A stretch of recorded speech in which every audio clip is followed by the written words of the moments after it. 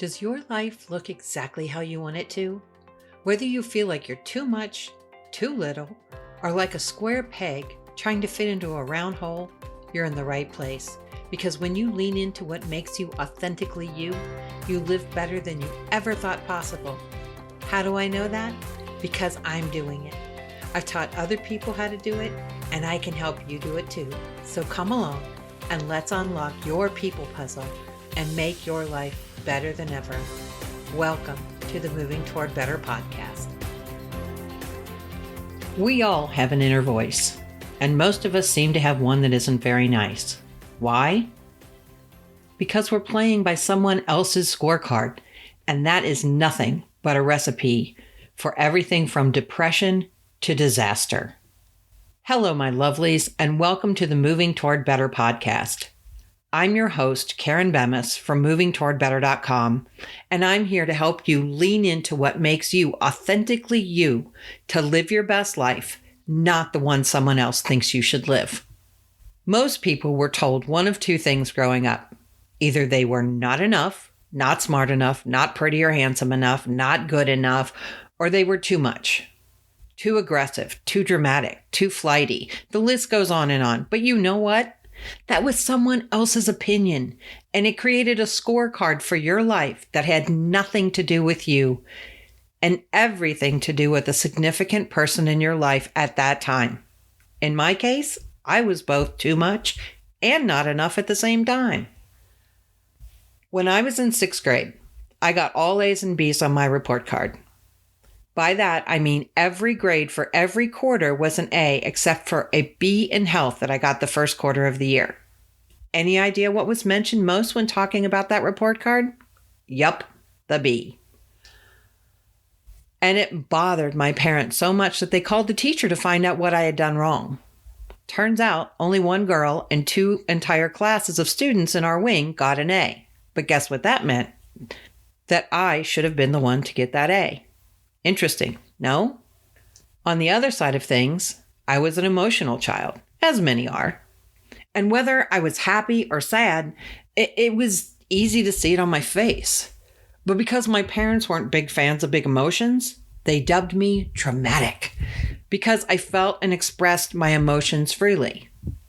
As a child, that created a lot of shame. And every time I felt those big emotions, I also felt big shame. With that in mind, my scorecard had a space for appropriate emotional responses that, again, had more to do with my parents than with me. And I spent a lot of time feeling guilty for not living up to that scorecard. After years of personal growth, I realized that my parents did the best they could. But as an adult, I get to create my own scorecard, and I'm still refining that scorecard today. I also hope I've helped my children create their own scorecards and chase their dreams rather than the ones I have for them. One child works in finance and has the family of his dreams. One moved thousands of miles away to live in his current dream city. And the youngest is still working things out, but he's working and learning and planning, so it's all good. And I can hear you saying right now, but they're young. And I would agree with you. So let's talk about that.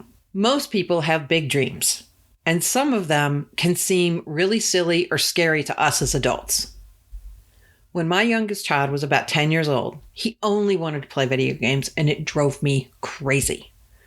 I would find him in the middle of the night with so many Game Boys that even after I thought I had them all taken away and tucked into my room, I would find him with another one, and I was ready to chuck them all in the trash. As I was ranting about it one day, I said something to the effect of, well, it's not like he can make a living out of playing video games. And that's when my middle child really set me straight, and I found out about the huge gaming industry around the world. Even back then, it was $1 billion industry, and I learned some things from that. The first thing was never to dump on anyone's dreams. It turned out that my youngest wanted to be a gamer at the time. So I started researching and found out that gaming was a viable career. Who knew? Did you know that they sell out stadiums for gaming competitions in South Korea? You do now. It's amazing how popular gaming and the best gamers are in other countries. This is big business, my friends. It's funny that we don't discourage our children from becoming professional baseball, football, or basketball players in this country, but we look down on gaming. What I found out was that teams often live together and train together. And by train, I mean they hit the gym, eat foods that help them stay healthy and alert, and they practice keeping their reflexes and their minds quick. We're not talking about the guy living in their parents' basement scenario that we've become accustomed to hearing about when we consider gaming. It's actually a pretty amazing industry when you learn about it. And yes, it has its issues, but what industry doesn't? The thing is that we often get settled into adult routines of making a living and getting a job, and it's easy to lose, and I put that in air quotes, our youthful dreams. A few years or decades down the road, we begin to think we're too old for those dreams of our youth, of traveling the world, being a gamer, or having a career in Hollywood. But why? Because life gets hard and we get tired. But I want to share something with you. Those dreams are still there. They may be different or they may not, but it's those dreams that truly keep us alive. Don't think so? I want to share a story about my cousin, Scott. And I think it's fun and amazing and incredibly inspirational. And I do share this with his permission. Scott has had a run over the past few years that could bring most people to their knees. And as I said, I do share this story with his permission. Scott and his siblings lost their dad to an aggressive form of Parkinson's that in 1 year took his dad from teaching skiing in his 80s to needing help just to get out of a chair. After his dad passed away, Scott decided to take a DNA test to find out if he had the genetic markers for that type of Parkinson's. And through that, he found out that the man he knew as his dad was not his biological father. That's big. Unfortunately, his mom, my aunt, had dementia, so he knew he would never get the full story of what happened from her. And then he found out that his biological father was someone he knew growing up who also happened to have dementia. So again, would not get the story there. Add to that, Scott was a civilian contractor for the Navy and his job became unbearable. So he decided to retire. And the day he announced his retirement, his favorite band, Blues Traveler, announced a concert tour.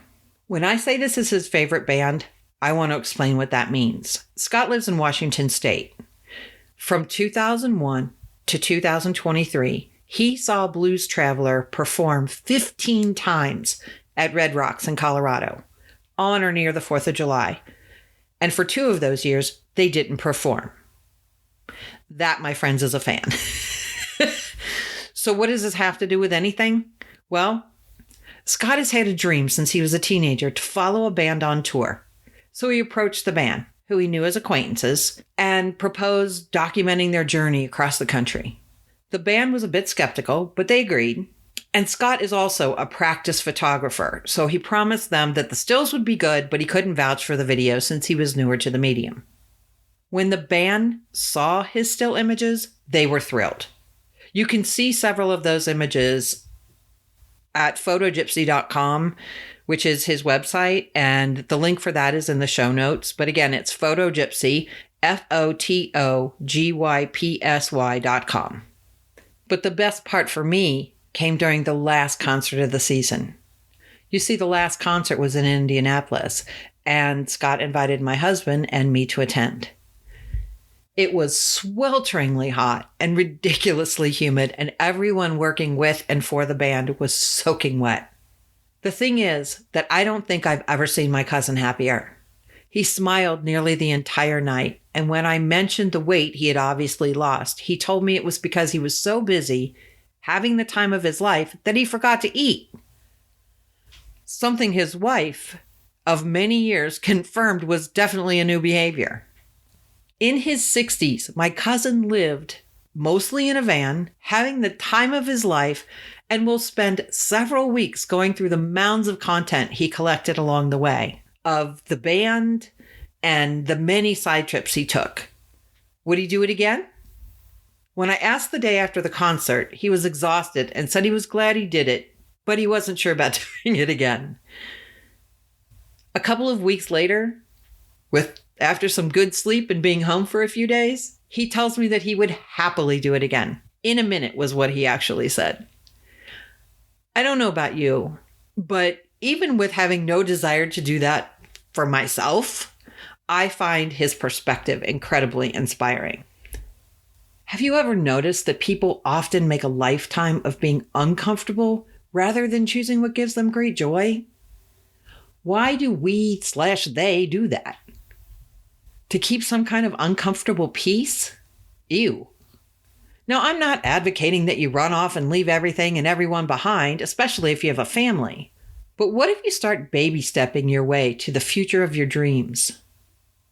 Why not be more deliberate about living your dreams and see where that takes you? What do you really want for and in your life? What are your excuses or reasons for not having it? How can you turn your excuses into choices? If you don't know, stick around because I'm willing and excited to help you with that. As you start moving toward the life of your dreams, I guarantee you that the energy around you will shift in ways you can only imagine. And the things that hold you back will start to move away from you in the most interesting ways. Make sure you let them go and wish them well and get excited for what's coming. You know, I was having a difficult time pulling this episode together when something happened that affected me much more than I ever dreamed it would. The legend known as Jimmy Buffett left this earth. And as I posted on Facebook, you know you've lived quite a life when Sir Paul McCartney is moved enough about your passing to write about your generosity and musical skill. And he wasn't the only one. Elton John, the Beach Boys, James Taylor, and so many more wrote so many tributes. And maybe that's part of the magic of his journey. Jimmy Buffett was a huge part of my young adult life. I live in Cincinnati, Ohio, and we coined the term parrot heads. His concerts were such an event here, and I loved them so, but I haven't been to one since I was pregnant with my oldest child, who is now 29 years old. You would think that his passing wouldn't be that big of a deal, but I keep finding myself tearing up and reading as many of the tributes that keep rolling in as I can. I saw a video snippet that Jimmy never wanted to be a frontman for a band. In 1976, when he started in music, he wanted to play the bass so he could, in his words, meet chicks. But he was the only one with credit at the music store, so because he bought the PA system for the band, he wanted to be responsible for it, and the rest is history. In the process, he found out he had a talent for business, which he said was necessary to be successful in the music industry, and he literally became a billionaire beach bum. But way more important than the money is the legacy he left behind. One of kindness and generosity. So many people from so many walks of life took a moment to memorialize him, and it struck me that as much as I love his music, I never knew how much he affected other people around the world. He never showed up like the bigger acts. He didn't do world tours. His concerts were predictable in their joyful simplicity and beautiful music, but his impact was huge. And the truth is, his passing is a reminder to all of us to think about the life we live and the legacy we leave. And I, for one, am going to be changing a few things. Because this man was only 16 years older than me. And I fully intend to live whatever time I have left with much more joy and helping others as much as I possibly can. And I hope you'll join me. If you think it might be too late for you, I've mentioned her before, but Grandma Moses didn't start painting in earnest until she was 77. She created over 1,500 canvases in her lifetime, which she initially sold for $3 to $5. But her highest selling painting, Sugaring Off, sold for $1.2 million in 2006, years after her death. How's that for a legacy of a different kind?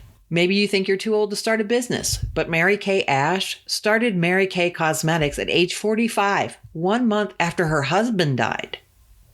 Ray Kroc created the McDonald's franchise when he was 52.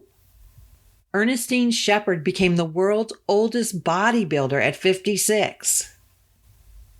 Colonel Sanders started KFC at age 65 after several previous failures. Authors who published their first works later in life include Raymond Chandler, Bram Stoker, Frank McCourt, and Laura Ingalls Wilder. There's even an article in Inc. magazine that studied over 2 million startups, and the rate of success for those at 60 is over 2 times greater than at 30.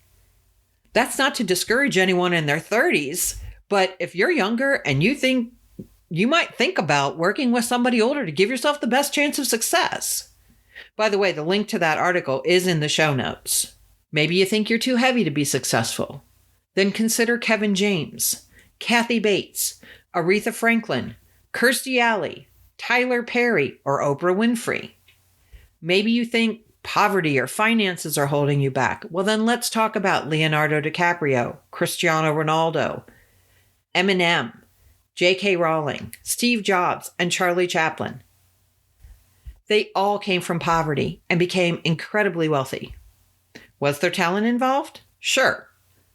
But I know there are those of you out there with talent that try to pretend that you aren't as talented as you are. In every single one of these cases, we can point out flaws in the people and businesses and personas they created, sometimes huge ones.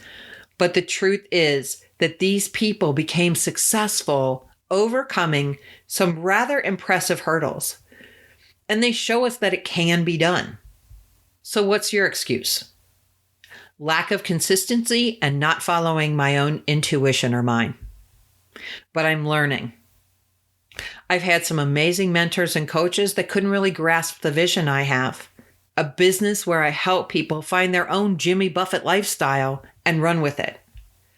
All the while doing the same for myself too, because in my book, this is an ongoing process for us all. As the woo-woo folks say, you never get it done.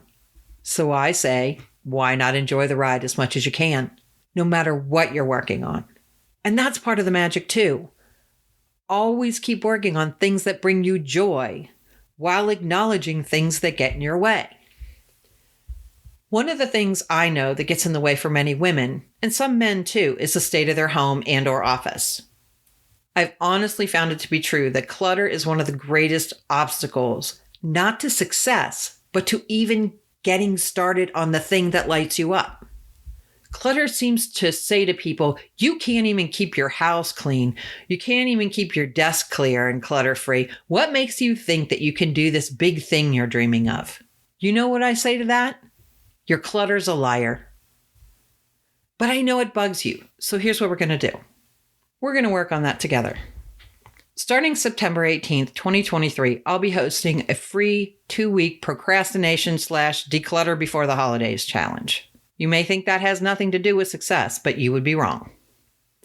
Especially for those of us who are neurodivergent. We're going to take 15 minutes each day, Monday through Friday, to work somewhere in our homes to declutter, work on a project we've been procrastinating on, and give ourselves some awesome momentum. The side benefit is you get to prepare your home for the holidays or your office for your next project before it becomes more of a stressor in your life. I love a win-win scenario, and I promise that you will astound yourself with what you accomplish in 15 minutes per day. Especially when you build on the success of the day before. And why are we doing it for 2 weeks? Because I found that many people hit a stumbling block in the 3rd week of decluttering or working on a project, myself included. So when we work for a couple of weeks and give ourselves some time to catch up emotionally, we tend to keep going rather than getting frustrated and burned out and never wanting to do it again. So head over to the Moving Toward Better website today and sign up for our email community and make sure you get all of the upcoming information for this declutter challenge. Finally, I want to leave you with a quote by Emma Watson. If you're not familiar with Emma Watson, she played one of the main characters in the Harry Potter movies. In my opinion, she is also a young woman that is wise beyond her years. And the quote is this: if you pour your heart into what you believe in, even if it makes you vulnerable, amazing things can and will happen. So what are you ready to pour your heart into? Join our email community at movingtowardbetter.com and let me know. Love you all. Until next time, keep moving toward better. I'll see you soon.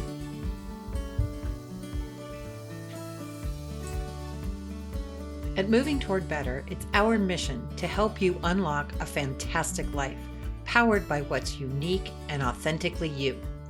To learn how we can help you in your quest, head over to movingtowardbetter.com to check it out, or use the links in the show notes. Thanks for listening, thanks for being you, and have a great day. Love you all.